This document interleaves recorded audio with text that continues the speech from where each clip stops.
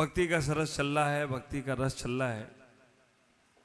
पूजा आराधनाओं के माध्यम से हम भगवान को प्रसन्न करने की प्रसन्नता कर रहे हैं।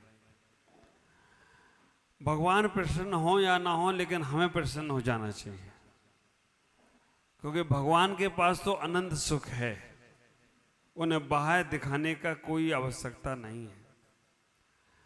हमें इतना ही विचार करना है कि अपने जीवन को कैसे व्यवस्थित करें।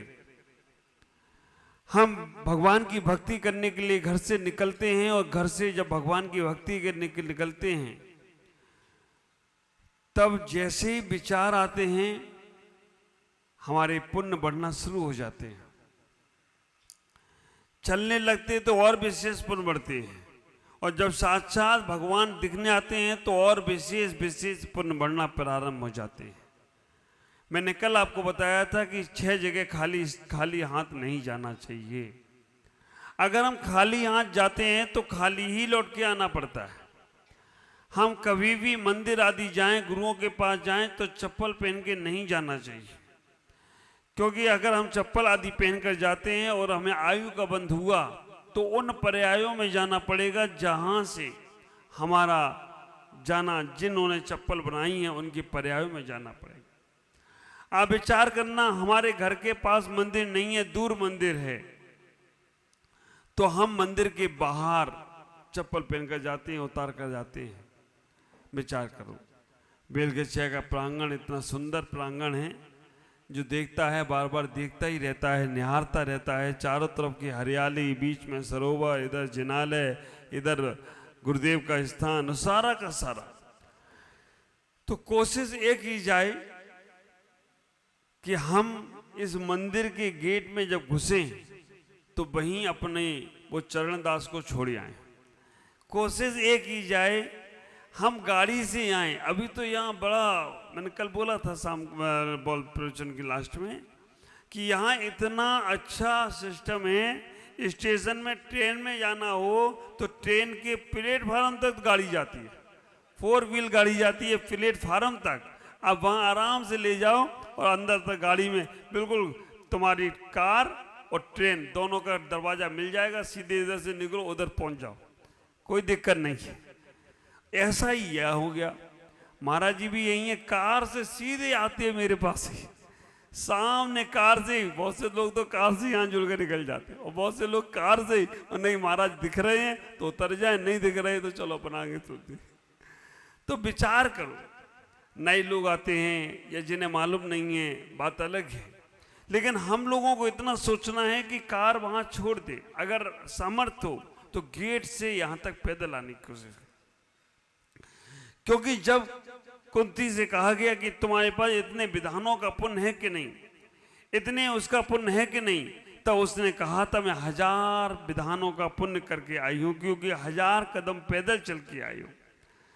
जो जो पग आगे धरे तो कोटि फल यज्ञ समान, ये हिंदू संप्रदाय में भी कहा गया है, और अपने यहाँ भी कहा गया है कि जैसे जैसे तुम मंदिर के लिए एक एक कदम बढ़ाते हो तो एक एक तीर्थ वंदना का पुण्य शुरू हो जाता है। हम सामान से ना समझे, हम ये ना समझें कि हमारे मंदिर में हम दर्शन करने गए तो बस दर्शन कर आए चले गए। एक एक पग में, एक एक चरण, एक एक पैर तुम्हारे आगे बढ़ते हैं तो वहां पर तुम्हें एक एक तीर्थ के दर्शन का फल प्राप्त होता है। विचार करो, हमारे पद्म पुराण में आचार्यों ने कह दिया, अगर तुम मंदिर के निमित्त से स्नान भी कर रहे हो, आप विचार करना, वो स्नान करना पाप का कारण है, लेकिन मंदिर के निमित्त से स्नान भी कर रहे हो तो वो तुम्हारे पुण्य में कार्य बचे। सोच बदलना है। अगर तुम मंदिर के निमित्त से वस्त्र भी धारण कर रहे हो तो तुम्हारे वस्त्र भी तुम्हारे पुण्य में कारण बनेगी। हम इतना ही विचार करके रखें कि हमारी अपनी सोच, हमारी अपनी विचारधारा बदलना चाहिए। तुम्हें सुबह उठना भी है, स्नान भी करना है और हमें और कार्य भी करना है, लेकिन मन में भाव संकल्प हमारा अच्छा होना चाहिए। जब प्रातः काल सुबह उठकर स्नान करते हो, अगर कोई पूछ ले तो स्नान क्यों कर रहे हो, तो क्या कहोगे? स्नान के बिना तो हमारा कैसे दिनचर्या होगी? दिनचर्या के निमित्त में है स्नान करना। सुबह से पेट शुद्धि करना, मुख शुद्धि करना, तन शुद्धि करना, ये तुम्हारी दैनिक चर्या है। और ये दैनिक चर्याएं तुम बराबर करते आ रहे हो, जन्म जन्म से करते आ रहे हो। आपको एक उदाहरण दूं, एक मंदिर बन रहा था। मंदिर पर मंदिर बनाने के लिए मजदूर बहुत सारे लगे थे। मंदिर बनाने के लिए मजदूर बहुत सारे लगे हुए थे। वहां के एक संत ने पूछा उन मजदूरों से, संत ने मजदूरों से पूछा कि तुम क्या कर रहे हो? कुछ मजदूरों ने कहा पत्थर तोड़ रहा हूं। मंदिर बनाने के लिए पत्थर तोड़ रहे थे। उनसे पूछा गया कि क्या कर रहे हो? तो कुछ मजदूरों ने कहा कि मैं पत्थर तोड़ रहा हूं। दूसरे मजदूरों से पूछा तो उन्होंने कहा पेट की व्यवस्था कर रहा हूं। तीसरे मजदूर से पूछा, उसने कहा मंदिर बना रहा हूं। चौथे मजदूर से पूछा तो उसने कहा मैं अपने भगवान का सृजन कर रहा हूं, मैं अपने अंदर के भगवान को जगाने का प्रयास कर रहा हूं, मैं अपने अंदर बैठे भगवान का मंदिर बना रहा हूं। काम एक ही है, भाव क्या क्या है आप विचार करके रखना। काम तो एक ही है। पत्थर वो चारों मजदूर तोड़ रहे हैं, लेकिन एक कह रहा है कि मैं पत्थर तोड़ रहा हूं, वो अपनी किस्मत बोल रहा है। पत्थर का एक तोड़ रहा है, अनादि काल से पत्थर तोड़ता आया है और अभी भी पत्थर ही तोड़ रहा है। आप विचार करके रखना, वो केवल अपनी किस्मत फोड़ रहा है, टाइम पास कर रहा है, समय पास कर रहा है, कर्म नहीं काट रहा, समय काट रहा है। मैं आपको केवल सोच दूंगा, विचार दूंगा, करना तुम्हें पड़ेगा। हम कोई सामान तुम्हें देने वाले नहीं है, कोई तुम्हें धन दौलत देने वाले नहीं है, कोई तुम्हें जायदाद देने वाले नहीं है। संतों के पास तो केवल विचार हैं और तुम्हारे पास भाव है। संतों के विचार, जिनवाणी के विचार, जिनेंद्र के विचार तुम्हारे भावों से टकरा जाएं, तुम्हारे भावों में बैठ जाएं तो तुम्हारा कल्याण होने, भाव में बैठते ही तुम्हारे भाव बदल जाएंगे। भाव में कल्याण होने वाला है। विचार करना, कार्य एक ही हो रहा है, लेकिन सबकी विचारधारा अलग है। पत्थर तोड़ रहा है, वो जीवन भर तोड़ता आया था, पहले भी तोड़ता रहा, अभी भी तोड़ रहा है। कर्म नहीं तोड़ रहा, पत्थर ही तोड़ रहा है। दूसरे से पूछा मजदूर से, उसने कहा मैं पेट की व्यवस्था कर रहा हूं, भोजन की व्यवस्था कर रहा हूं, परिवार की व्यवस्था कर रहा हूं। काम तो वो भी वही कर रहा था। ख्याल करके रखना, वो भी संसार में ही जीने के प्रयास कर रहा है।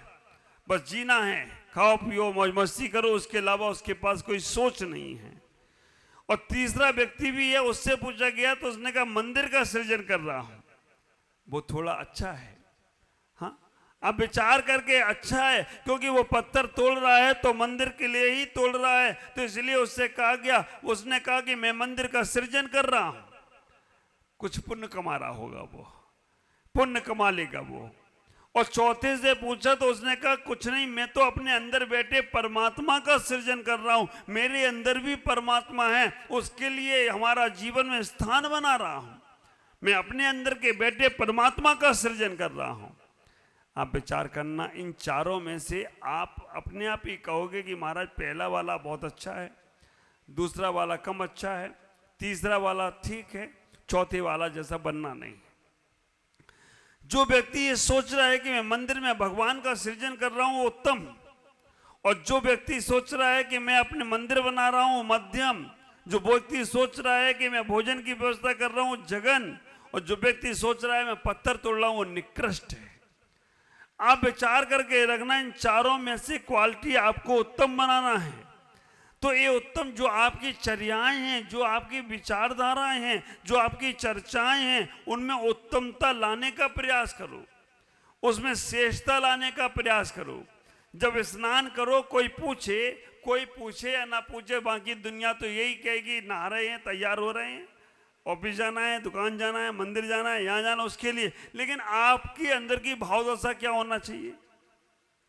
हम अगर स्नान कर रहे हैं, उत्तम तो यही होगा कि भगवान अभी तो हमें अपना स्नान हम कर रहे हैं, ऐसे ही हमारा स्नान पांडुक शिला पे होना चाहिए और देवता करना चाहिए, वो तो उत्तम होगा। आप विचार करके रखना, जो लोग जिनेंद्र भगवान का अभिषेक करते हैं, हमारे ग्रंथों में आचार्यों ने कह दिया, जो लोग जिनेंद्र भगवान का अभिषेक करते हैं उनको ऐसे पुण्य का आश्रव होता है कि उन्हीं जैसे लोगों का अभिषेक पांडुक शिला पर भगवान की तरह हो, तो कोई आश्चर्य की बात नहीं। पहला, और जो लोग स्नान करना छोड़ देते हैं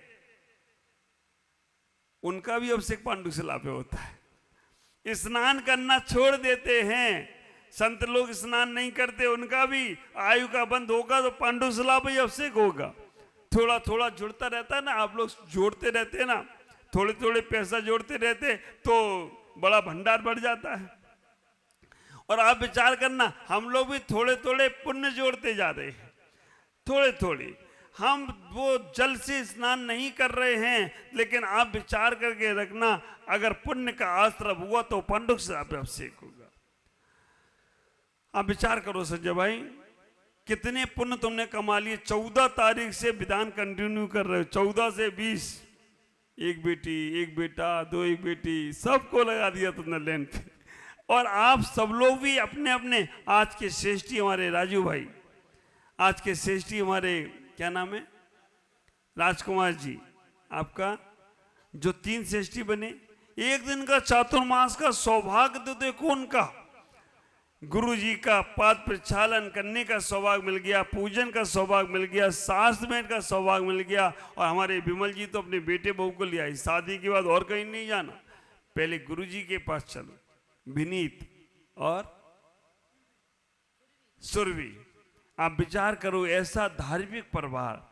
और उधर से तारचंद जी बाबूजी, तो हमको तो लगता है बाबूजी को यहीं पे रखना है मुझे, क्योंकि बाबूजी माँ जी रहेंगे तो बच्चे लोग मिलने आते रहेंगे। और उधर से हमारे कैलाश जी धुलियान से।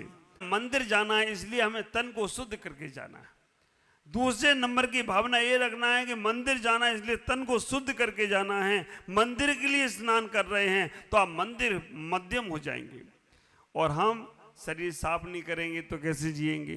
करते रहो साफ, जीवन भर कर्म साफ नहीं होंगे, शरीर ही साफ होगा। गंगा स्नान करने से पाप नहीं धुलेंगे, मन का स्नान करने से पाप धुलेंगे। आप विचार करना, तीसरे नंबर पे लोग शरीर साफ कर रहे हैं, और चौथे नंबर के वो लोग हैं जो व्यर्थ का पानी फैलाते रहते हैं और कितना शरीर पर अपना जल डालते रहते हैं, इधर उधर के सामान लगाते रहते हैं। घर से निकलो, वस्त्र भी वो धारण करके निकलो जो मंदिर में जाओ तो मंदिर में जाकर भी शालीनता महसूस हो। अदबा तदबा वस्त्र पहनकर जब मंदिर में पहुंचते हैं ना लोग, आप विचार करके रखना, अदबा तदबा वस्त्र, कटे फटे वस्त्र। हाँ, आप लोग तो बहुत अच्छे हैं, पूजा में बैठे हैं, शालीनता के वस्त्र पहने हैं, लेकिन जब हम आजकल के बच्चे और बच्चियों को देखता हूं, महिलाओं को देखता हूं, बहुत से लोग होते हैं जो मंदिरों में अदबा तदबा वस्त्र पहनते हैं, जिन वस्त्रों में कोई सार नहीं है, ऐसे वस्त्र उनको पहन के नहीं जाना। शालीनता के जाओ, अच्छे वस्त्रों को पहन कर जाओ। तीसरे नंबर पर ऐसा भाव बना के जाओ कि हम अपने पवित्र परिणामों को लेकर जा रहे हैं। हाथों में चावल लेकर जाओ। आप विचार करना, ये डब्बी कहां से आई मुझे ये नहीं पता चला। पहले के लोग थाली में, पूजा अष्टद्रव्य की थाली में द्रव्य सजा के ले जाते थे। पूरी थाली तो लोगों को लगता था कि मंदिर जा रहे हैं, पूजा करने जा रहे हैं, मौन निकलते थे घर से।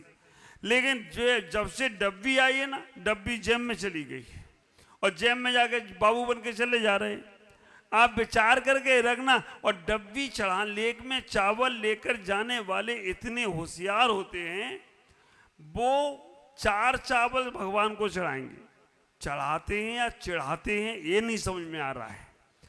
थोड़े से चावल चढ़ाएंगे और बाकी के चावल वापस ले जाएंगे घर, कल फिर लेके आ जाएंगे।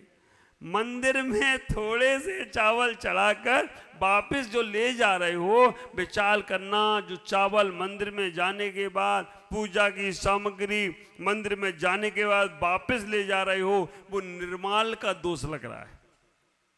मंदिर में चावल और सामग्री ले गए हो और ले जाने के बाद तुमने डब्बी में से थोड़े चढ़ाए और थोड़े वापस ले गए हो। ख्याल करो, हमारे पूर्वज सम्मेद शिखर की वंदना करने आते थे तो घर को सब बंटवारा करके आते थे। अगर वहीं मन लग गया, कोई संत मिल गए, कोई भगवंत मिल गए, तो मैं वहीं रुक जाऊंगा, मैं लौट के नहीं आऊंगा, ऐसा भाव बना के आते थे। और तुम मंदिर सामग्री लेकर जाते हो, थोड़ी सामग्री चढ़ाते हो और बाकी की वापस ले जाते हो। नहीं, हमारे ऐसे ऐसे भी व्यक्ति हैं, भक्त हैं, शिष्य हैं, ऐसे ऐसे मंदिर जाते हैं, तीर्थों पे जाते हैं, तीर्थ बंदना पर जाते हैं, तो जेब में उतना ही पैसा वापस में लाते हैं जितने में किराया भाड़ा लगे, बाकी के सब चढ़ाते हैं। आपको तो केवल सामग्री चढ़ाना है। अब आप विचार करके रखना, चावल डब्बी में लेके जा रहे हो, थोड़े चढ़ा रहे हो, बाद में वापस ला रहे हो, वो निर्माल का दोष लग रहा है। अब कल से क्या करोगे? थोड़ी ले जाना, पूरे चढ़ा के आ जाना, झंझट ही खत्म। कल से कौन ले जाए, ज्यादा वापस लाना पड़े। अभी हमारे चातुर्मास कमेटी ने एक बहुत सुंदर डब्बा बनाया पूजा का, वो भर के लेके जाओ। अभी मैं बाहर के भक्तों को दे रहा हूँ और एक एक दिन का पूजा का संकल्प भी करा रहा हूँ। इस बार फायदा दोनों का ही है, उनको भी दे रहा हूँ, मेरा भी फायदा कि देने के बाद सामग्री पूजा करने। और ऐसे ऐसे लोग नियम लेके जा रहे हैं, हफ्ते में एक दिन पूजा करेंगे। आप विचार करना, जो मंदिर जाने से घबराते थे वो पूजा का नियम लेके जा रहे हैं। तो इतना ही विचार करना, हम मंदिर जाएं तो जो सामग्री ले जाएं पूरा चढ़ा के आना है। अब कल से थोड़ी थोड़ी ले आना, बाकी के घर में ही छोड़ आना। तुम इतने होशियार हो कि बैग अलग रखते हो। ये अम्मा बोल रही, आनंद की अम्मा, कि बैग में रखी सामग्री का क्या करेंगे? बैग में अलग रखते हो सामग्री, डब्बे में अलग रखते हो। बैग की सामग्री चलती रहेगी महीने भर और डब्बे की सामग्री चढ़ जाएगी। ख्याल करो। हाँ, कभी मन हो गया विधान पूजा करने का तो थोड़ी और निकाल ली सामग्री। और कई तो इतने होशियार हैं, मंदिर में जाएंगे, मंदिर की सामग्री उठाएंगे और मंदिर में चढ़ा देंगे, घर से कुछ लेके नहीं जाते। मंदिर वालों ने व्यवस्था कर रखी। हाँ, कुछ भी लेके जाओ, लेकिन जो लेके जाओ वहीं चढ़ा के आना, वापस लेके नहीं आना। कई लोग तो आज बड़े सिटियों में आदमी इतना आलसी प्रमादी हो गया, घर से सामग्री भी नहीं लेके जाना चाहता है, मंदिर में से उठाता मंदिर में ही चढ़ा। पैसा तो मंदिर में चढ़ा के आता है कि सामग्री नहीं चढ़ाई। आप विचार करना, मंदिर जा रहे हो और मंदिर की गोलक में तुमने कोई पैसा नहीं डाला तो मंदिर का कर्जा चल रहा है, निर्माल का दोष लग रहा है तुम्हें। क्योंकि मंदिर में जिस फर्श पे तुम बैठ रहे हो उसे कोई सफाई करता है, जिस पंखे की हवा तुम खा रहे हो उसमें भी पैसा लगता है। ख्याल करना, सामग्री तो चढ़ा दी तुमने, सामग्री से इतना पूरा नहीं होगा। भले ही 1 रुपया डाल के आओ, रोज मंदिर की गोलक में पैसा डाल के आना। अब ऐसा नहीं करना 2 रुपए डालो ठकठकाओ, 10 लोग देख ले मैंने डाला है। ऐसे होशियार होते हैं, और ऐसे ऐसे होशियार जो नोट कहीं नहीं चलेगा, है ना, जो नोट कहीं नहीं चलेगा वो नोट मंदिर की गोलक में डालेंगे। जैसा चढ़ाओगे वैसा ही पाओगे, ये ख्याल रखना। फटे पुराने नोट चढ़ाओगे, अगर थोड़ा थोड़ा, पहले के लोग राजा महाराजा सोने की गिन्ने चढ़ाते थे। आप कभी शांति सागर चारित्र पढ़ो, शांति सागर चारित्र में स्पष्ट लिखा है, जब शांति सागर चारित्र, शांति सागर जी महाराज जब बाहुबली गोमटेश्वर गए, बहुत पहले की बात है, गोमटेश्वर बाहुबली का महामस्तक अभिषेक सरकार कराती थी, राजा कराते थे, आज भी राजा ही करा रहे हैं। अभी हम जैनी लोग तो केवल जा रहे हैं, कराने वाले सरकार ही है। कर्नाटक सरकार ही महामस्तक अभिषेक 12 साल में कराती है। तो उस वक्त राजा बडियार, मैसूर के राजा थे बडियार, वो वहां जाते थे दर्शन करने के लिए, तो चांदी के थाल में सोने की गिन्नियां रखकर चढ़ाते थे। अब देखो, आपने सुना भी होगा, सोमा सती क्या चढ़ाती थी? गज मुक्ता मोती चढ़ाती थी। सोमा सती भी चढ़ाती होगी, मनोरमा चढ़ाती। चलो तुम भी मनोरमा बनो। आप विचार करके रखना, ऐसा भाव बनाने का प्रयास करो। अच्छा, सोमा सती तो रात्रि का भोजन त्याग किया था। मनोरमा गज मुक्ता मोती नहीं मिलेंगे, हम भगवान के दर्शन नहीं करेंगे। हमारे राजा महाराजा वो सब चढ़ाते थे। आज समय हो गया, आप विचार करके रखना, इतना ही विचार करना, जितनी श्रेष्ठ सामग्री चढ़ाओगे उतना श्रेष्ठ फल मिलेगा। अभी क्या हो रहा है, खाने के चावल बासमती, चढ़ाने के मोटे वाले, है ना, मोटे वाले चावल, और टूटे वाले चावल, आपने नाम ही रख दिया मंदिर वाले चावल दे देना। अब मंदिर वाले चावल का मतलब है ना उसमें रंग, ना रूप, ना स्वाद, ना सुगंध, कुछ भी नहीं है। तो कैसे तुम्हारा जीवन चलेगा, शेष चर्चा कल करूंगा। लेकिन इतना ही कहना चाहता हूं, हम जिस भक्ति पूजा में लगे हैं वो भक्ति पूजा में पूरा फल हमें मिलना चाहिए। घर से सामग्री लेकर आना ही चाहिए। अगर नहीं लाते हैं, मंदिर में रख दिया है, तो मंदिर की गोलक में पैसा जरूर डालकर जाना चाहिए। तुम्हारा धन कम नहीं होगा, धन बढ़ता ही जाए तो कोई आश्चर्य की बात नहीं होगी। शेष चर्चा कल करेंगे। आज इतना ही। ओम नमः जय गुरुदेव। जिनमानी स्तुति करेंगे।